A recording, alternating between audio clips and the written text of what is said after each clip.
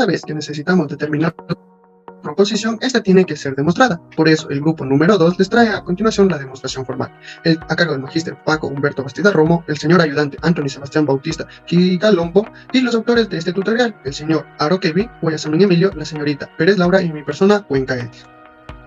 De demostración formal. De acuerdo con Pérez, Aguirre, Arredondo en 1972 y Valdía en 1986, es un proceso utilizado para comprobar la veracidad de una proposición, partiendo de verdades universales y evidentes. Es decir, nosotros vamos a llamar demostración al proceso mediante el cual se establece la verdad de una proposición. Como una nota extra, una afirmación no demostrada se le va a conocer como una conjetura.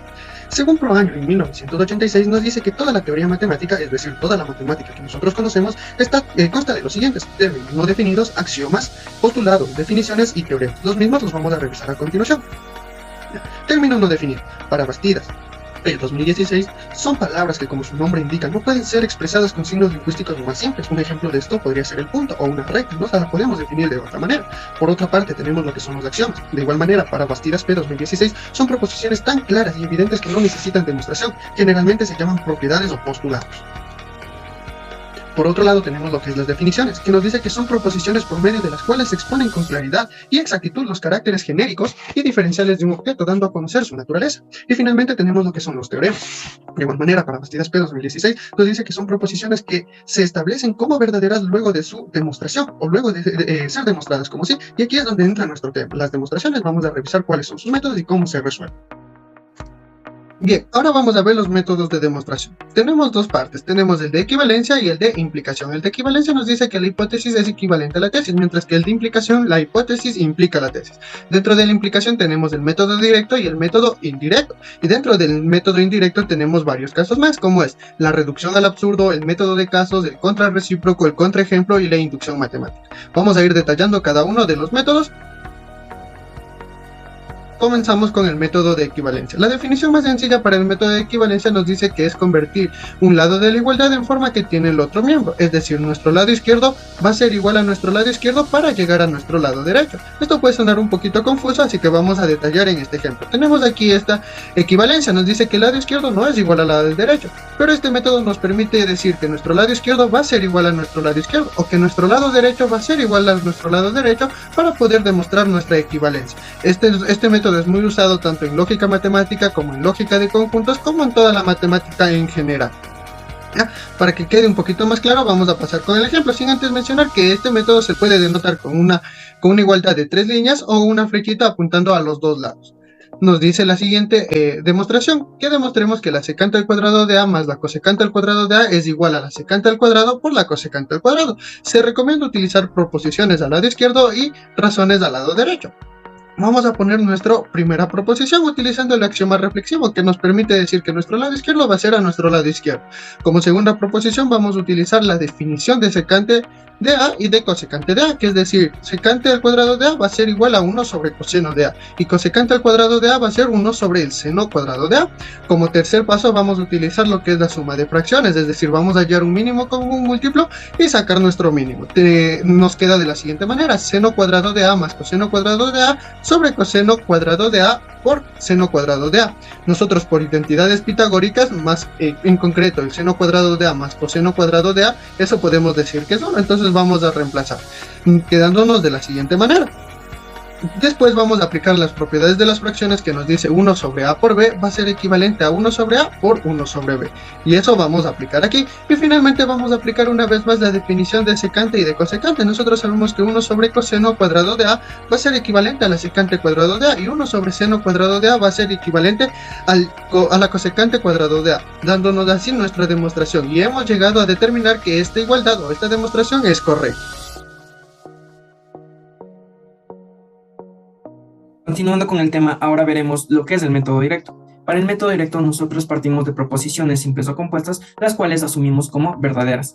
Es decir, que las premisas son verdaderas y a partir de ello llegamos a conclusiones mediante la aplicación ya sean de definiciones, axiomas, teoremas anteriormente demostrados y las 10 reglas de inferencia, las cuales vienen siendo modus ponendo ponens, modus tollendo tollens, modus tollendo ponens, modus ponendo tollens, el silogismo hipotético, el silogismo disyuntivo, la simplificación conjuntiva, la regla de adición, la regla de adjunción y leyes bicondicionales. En todo teorema donde la hipótesis implica de izquierda a derecha la tesis, nosotros lo asumimos como valor de verdad de la hipótesis verdadera, y a partir de este hecho tratamos de deducir nuestra tesis, de la cual no se asume o no se afirma su veracidad inmediatamente, sino que se establecen implicaciones intermedias que permitan hacerlo. Por ejemplo, vamos a demostrar que si P y Q, entonces R, P y S, P y R. Como primera hipótesis vamos a tener si Paul se compra un carro y o una moto, entonces tendrá más chicas detrás de él. Como segunda hipótesis tenemos Paul se compra un carro y un celular. Y como tesis tenemos que Paul se compra un carro y tendrá más chicas detrás de él. Vamos a aplicar lo que es proposiciones y razones para poder demostrar. Como primera y segunda proposición tenemos nuestra hipótesis que viene siendo nuestro dato. Como tercera proposición tenemos la simplificación conjuntiva en dos. Esto nos permite simplificar una proposición verdadera a través de la conjunción. Como cuarto paso tenemos la regla de adición, que nos permite añadir una proposición verdadera a una premisa determinada a través de la disyunción, creando así una premisa verdadera. Como quinto paso tenemos modus ponendo ponens entre 1 y 4. Consiste en que si nosotros afirmamos el consecuente, si nosotros afirmamos el antecedente. De esta manera obtenemos R, y como último paso aplicamos la regla de adjunción entre 3 y 5. Esto nos permite enlazar, en este caso, dos premisas verdaderas a través de la conjunción, obteniendo así que Saúl se compra un carro y tendrá más chicas detrás de él.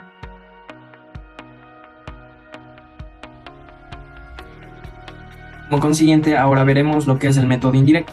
Para el método indirecto nosotros nos enfocamos en preguntas del cómo, cuándo y por qué el valor de verdad de la tesis es verdadera. Se pueden demostrar a través de los siguientes métodos, los cuales son reducción al absurdo, método de casos, contrarrecíproco, contraejemplo e inducción matemática. Primer método, que viene siendo la reducción al absurdo. La reducción al absurdo parte de la suposición de que el valor de la tesis es falsa, y aplicando método directo llegamos a un punto intermedio donde llegamos a encontrar una contradicción. Esta contradicción no asume que el valor de verdad de la tesis en realidad era verdadero, por lo tanto queda demostrado nuestro teorema. Como ejemplo tenemos lo siguiente: demostrar que si P entonces Q, P y R por lo tanto Q. Si Paul estudia, entonces pasa el semestre. Paul estudia y se prepara para los exámenes, y como tesis tenemos aprobará el semestre. Vamos a demostrarlo a través de proposiciones y razones. Como primera y segunda proposición tenemos que viene a ser nuestra hipótesis, que vienen a pasar a ser nuestros datos. Como tercera proposición, aquí suponemos que el valor de verdad de la tesis es falso, entonces tenemos no Q. Como cuarto paso tenemos la simplificación conjuntiva en 2. Esta nos permite simplificar una premisa verdadera a través de la conjunción. Y como quinto paso aplicamos modus tollendo tollens en 1 y 3. Que consiste en negar el antecedente de una implicación si nosotros negamos el consecuente de la misma. Entonces obtenemos no Q. Al utilizar la regla de adjunción encontramos P y no P, lo cual nos lleva a una contradicción. Por lo tanto, aplicando el complemento obtenemos que el valor de verdad de esta proposición es falsa, y por reducción al absurdo llegamos a nuestra conclusión de que aprobaremos el semestre. Ahora vamos a ver el método de casos. Este método nos dice que nosotros, a partir de una hipótesis, la cual la dividiremos en hipótesis parciales, llegaremos o nos implicará una conclusión. Esto lo demostraremos a través de ejemplos. Nos dice demostrar que P y Q, y ni P ni Q es equivalente a decir que P, entonces Q. Para el caso número 1, tenemos que P y Q implica P, entonces Q. Tenemos que Barney quiere beber y Homero también quiere beber. Entonces esto implicará que si Barney quiere beber, entonces Homero también quiere beber. También lo vamos a demostrar a través de proposiciones y razones. Como paso número 1 tenemos nuestro dato, que vendría a ser P y Q. Paso número 2, simplificación conjuntiva, que nos quedaría Q. Paso número 3, regla de adición en 2, quedándonos Q y la negación de P. Y como último paso tenemos conmutativa condicional en 3, quedándonos así P, entonces Q. Este sería el caso número 1. Vamos con el caso número 2, que nos dice que demostrar que ni P ni Q implica P, entonces Q. Para eso tenemos a Homero, que no quiere salir de casa. Entonces también el puerco araña no quiere salir de casa. Entonces diríamos que ni Homero ni el puerco araña quieren salir de casa. Esto implicará decir que si Homero no sale de casa, entonces el puerco araña tampoco. También vamos a utilizar proposiciones y razones. Como dato número 1 tenemos ni P ni Q. Como paso número 2 tenemos una regla de adición que nos dice que ni P ni Q es equivalente a decir la negación de P y o Q, quedándonos así la negación de P y o Q. Paso número 3, aplicamos Morgan en 2, quedándonos la negación de P y la negación de Q. Paso número 4, simplificación conjuntiva en 3, quedándonos la negación de P. Paso número 5, la regla de adición en 4, quedándonos la negación de P y o Q. Paso número 6, condicional en 5, quedándonos así P, entonces Q. Este sería el método de casos. método contrarrecíproco. Nos dice que nosotros, a partir de una hipótesis que implica una tesis, es equivalente a decir que la negación de nuestra tesis implica a la negación de nuestra hipótesis. Para eso tenemos a Boss Bunny de los Looney Tunes. Boss está enamorado de Lola, por lo tanto eso implicará a que le dé detalles o regalos cada vez que pueda. Esto es equivalente a decir que la negación de que Lola no está interesada en Boss, por lo tanto se va a negar rotundamente a estar con él. Esto implica que la negación de que Boss tampoco le va a dar obsequios o le va a llenar de detalles, ya que ella no muestra el mínimo interés. Ya. Para eso también vamos a verificar a través de una demostración. Entonces decimos que la negación de P y o Q y la negación de Q y o P es equivalente a decir que P sí y solo sí Q. Vamos a utilizar proposiciones y razones. Como dato número 1 tenemos la negación de nuestra tesis, que vendría a ser P sí y solo sí Q. Dato número 2, ley del bicondicional en 1, nos quedaría la negación de P entonces Q y Q entonces P. Dato número 3, aplicamos una ley de la lógica que sería P entonces Q, es equivalente a decir que la negación de P y o Q, quedándonos así la negación de P y o Q y la negación de Q y o P. Entonces, como conclusión decimos que como Lola se niega a querer o aceptar a Boss, esto implicará que Boss también se niegue a regalarle obsequios o a ser detallista con ella. Hablar sobre el método del concreto. Es decir, vamos a dar un valor de verdad falso para admitir que se obtiene una premisa verdadera, es decir, en forma de contraste. Demostrar para todo A y B reales, tal que A es igual a B cuadrado, esto también implica que A es igual a B. El valor de verdad de esta proposición es falsa. ¿Por qué? A continuación demostramos las razones. Tenemos dos números, 1 y menos 1, ambos pertenecen a los reales, por lo tanto es verdadero. Pero nuestra siguiente proposición es falsa, ya que 1 no es igual a menos 1. Y mediante la conjunción obtenemos que esto es falso. Y vamos a aplicar nosotros lo que sería un contraejemplo. Es decir, ahora vamos a ver un valor de verdad verdadero para nuestra proposición que antes era falsa. Pero ¿qué va a equivaler esto a decir? Que tenemos un conjunto P que es igual al conjunto universo, el que antes era los reales. Entonces vamos a dar nosotros un conjunto P que satisfaga. Es igual, en este caso va a ser P es igual al conjunto que pertenece al el único elemento. Entonces ahora vamos a poner que 1 pertenece a P, ¿no es cierto? Entonces el valor es verdadero. Y a continuación vemos que 1 al cuadrado es igual a 1 al cuadrado y esto implica que 1 es igual a 1, verdadero. Entonces por la conjunción obtenemos que nuestra proposición es verdadera.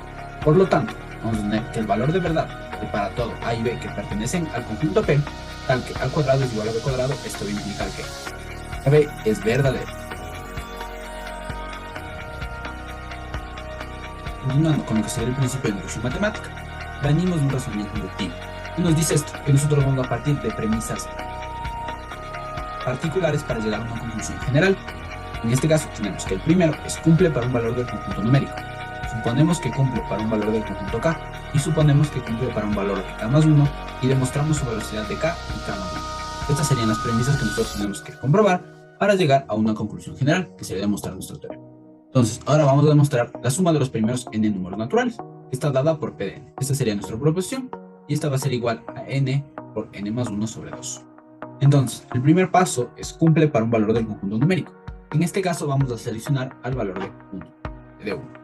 Como lo vemos aquí, realizando nuestros procesos aritméticos correspondientes, vamos a obtener que 1 es igual a 1. Nuestro valor de verdad es verdadero. A continuación, vamos a suponer que cumple para un valor de k. Es decir, ahora vamos a hallar la suma de los primeros k números naturales, es decir, que k por k más 1 sobre 2.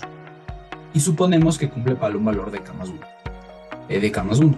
Ahora vamos a hallar la suma de los números hasta el siguiente de k, es decir, k más 1, lo que nos quedaría que es igual a más 1 por k más 2 sobre 2. Entonces, ahora vamos con el cuarto paso, que es demostrar la veracidad de lo que dijimos anteriormente, es decir, p de k y p de k más 1. ¿Cómo lo hacemos? Lo hacemos mediante el método directo, que vamos a tener nuestra hipótesis p de k, que implica a nuestra tesis p de k más 1. Vamos a hacer mediante el método directo en proporción de razones. Primero tenemos p de k, como ya lo vimos anteriormente, es nuestra hipótesis toda. Segundo, vamos a usar el axioma aditivo de la igualdad para adicionar p de k más 1 a ambos lados de la igualdad. Mediante la suma de fracciones vamos a integrar esto y con un factor común vamos a obtener la respuesta final, que nos dice que la suma de los primeros k más 1 números naturales es igual a k más 1 por k más 2 sobre 2, que es lo mismo que yo quería demostrar. Es decir, que completamos el cuarto paso. Completando este cuarto paso, nosotros podemos llegar a la conclusión general. Es decir, Por lo tanto, P de n, que sería la suma de los n primeros números naturales, es igual a n por n más 1 sobre 2, se cumple para cualquier n que pertenece al conjunto de los números naturales. Para concluir el trabajo, aquí tenemos lo que son las referencias bibliográficas. Y gracias por su atención. Si tienen alguna duda, pregunta o inquietud, no duden en dejarnos en los comentarios. Gracias.